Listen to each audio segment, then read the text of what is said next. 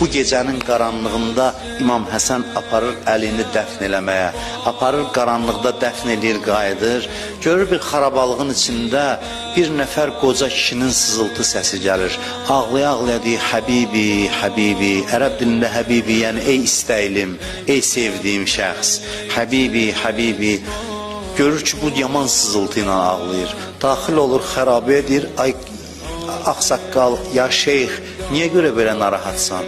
Deyir, ağa, mən cüzam xəstəsiyəm, dəri xəstəsiyəm. Öz yaxınlarım məni evdən çıxardıb, şəhərdən çıxardıblar, bu xarabalıqda qalıram. Heç kəs mənə yaxın gəlmir. Amma bir mehriban ağa var idi, gözüm də görmürdü o kimdir. Hər gecə gəlirdi, mənim başımı alırdı dizinin üstünə, mənə yemək gətirirdi, mənə nəvaziş eləyirdi.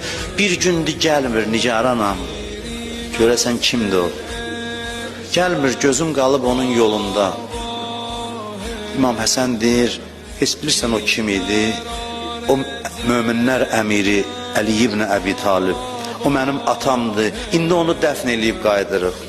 Deyir, ağladı, dedi, ağa bir xahiş eləyəsəm olar, mən aparın onun məzarının üstünə. Mən bilmirdim o Əlidir. Məzarı gizli olan Həzrət Əlinin qəbrindən məhrəm olur o adam.